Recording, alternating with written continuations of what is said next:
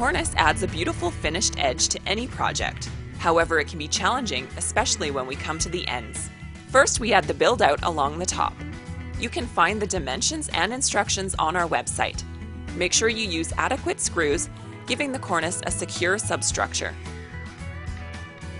Before installation, determine the length and what will be the best layout. Measure from the top, because that is the total length you must reach with your moldings.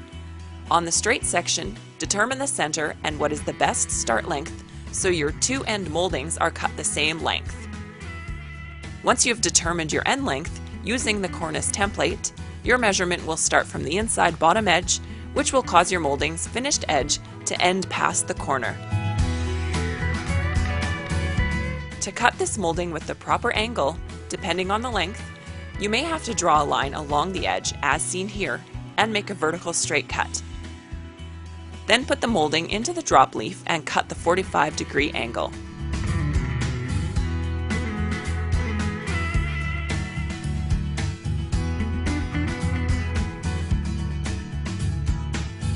Because of the double angles, this can be a challenge and will take some work with the grinder to get it right. Now hammer drill holes along this ridge and you are ready to install.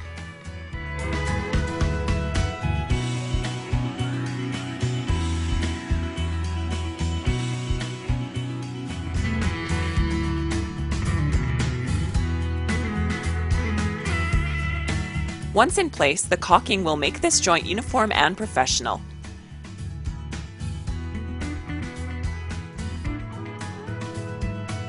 When installing the cornice, make sure you are tied up to the soffit and your installation is straight. Occasionally look down the moldings to ensure that the line is straight.